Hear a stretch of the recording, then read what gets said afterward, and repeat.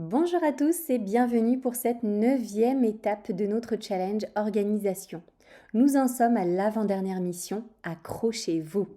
Cette étape bonus ne va concerner essentiellement les personnes croyantes et pratiquantes religieusement. Cette mission me tient à cœur, c'est la première fois que je vous parle religion et elle m'a été énormément demandée. Je n'osais pas trop, car pour moi c'était très personnel. Et pour autant, beaucoup ont besoin de remettre la spiritualité au cœur de leur quotidien. C'est pourquoi j'ai l'immense plaisir aujourd'hui d'aborder avec vous un objectif essentiel à son épanouissement personnel et spirituel, à savoir organiser notre quotidien autour de notre pratique religieuse et non le contraire. Vous allez comprendre dans les explications où je souhaite en venir avec cette accroche. Voici pour ce faire quelques conseils pour vous guider dans cette démarche. Premièrement, planifiez vos rendez-vous et sorties en fonction des heures de prière. Planifiez également chaque jour des moments dédiés à l'étude religieuse. Identifiez ces plages horaires qui correspondent le mieux à votre rythme de vie pour ces actes d'adoration, avant d'y ajouter les rendez-vous et autres actions non religieuses et donc non obligatoires. Ensuite, recherchez des ressources en ligne ou des communautés qui peuvent enrichir votre pratique religieuse. Internet regorge de précieuses informations et de communautés bienveillantes qui peuvent apporter un soutien spirituel important. Rejoignez des groupes d'échange et des assises spirituelles pour rester connectés. J'ai créé un support d'organisation en ligne pour celles qui pratiquent la religion musulmane. Il s'appelle le Dini Planner. Vous y retrouverez absolument tout ce dont vous avez besoin pour suivre, apprendre, organiser et progresser dans votre religion. Vous avez également tout un espace dédié à l'organisation du ramadan, des repas, des invocations, histoire des prophètes et compagnons. Je vous propose de retrouver les informations à la suite de cette mission pour télécharger ce support à un prix exceptionnel juste pour vous qui suivez ce challenge.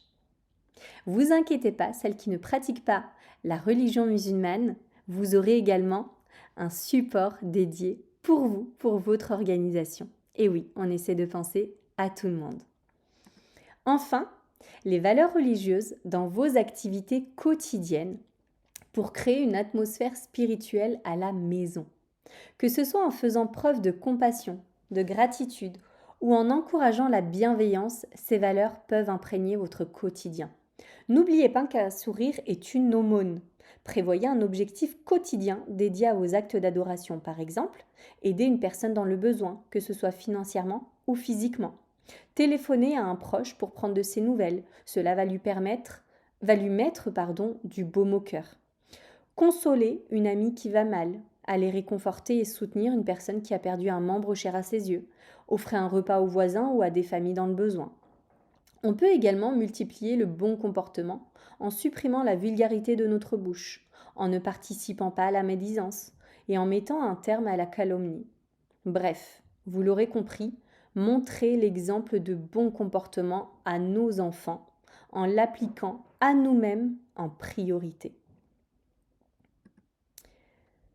Voici un petit aperçu du Dini Planner dont je vous ai parlé, donc qui est le fait de temps dédié, qui est le fait de s'équiper d'outils tels que le Dini Planner pour suivre son apprentissage religieux pour les musulmanes. C'est aussi une façon de progresser dans son apprentissage et de se dire « Ok, c'est bon, je reprends ma vie en main, je reprends mon quotidien en main et je remets les choses importantes au cœur de mon quotidien et j'arrête de perdre mon temps avec les futilités, les problèmes sans valeur, les relations inutiles ou nocives. Et je fais en sorte vraiment de remettre ce qui me fait du bien au cœur de ma vie, au cœur de mon emploi du temps et de mon organisation. Et vous allez pouvoir voir sur cette photo un petit aperçu de tout ce que vous réserve le Dini Planner. Enfin, passons maintenant aux exercices pratiques pour mettre ces conseils en action. Tout d'abord, Créez un coin de méditation ou de prière dans votre maison. Un espace dédié favorise la concentration et le recueillement. Ensuite, établissez un programme quotidien ou hebdomadaire pour la lecture de textes sacrés ou pour la pratique de rituels religieux. La régularité dans ces pratiques renforce leur impact sur votre quotidien. Enfin, engagez-vous dans des actions de charité ou de bienfaisance conformes aux valeurs religieuses. La générosité et le partage contribuent à nourrir votre connexion spirituelle. Pour mettre en pratique ces conseils, voici un plan étape par étape. Étape 1, planifiez des moments spécifiques dans votre journée pour la pratique religieuse. Étape 2, explorez et rejoignez des communautés en ligne ou des ressources pour enrichir votre pratique. Étape 3, intégrez les valeurs religieuses dans vos activités quotidiennes. Étape 4, équipez-vous des outils utiles et nécessaires au suivi de votre apprentissage religieux.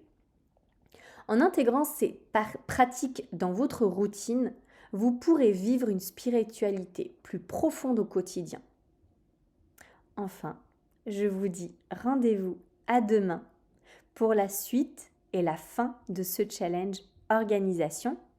Demain, nous aborderons le bilan de ce challenge et j'espère, en tous les cas, qu'il n'y aura pas beaucoup de réajustements à faire et qu'il vous aura permis de progresser efficacement dans votre quotidien et dans votre organisation.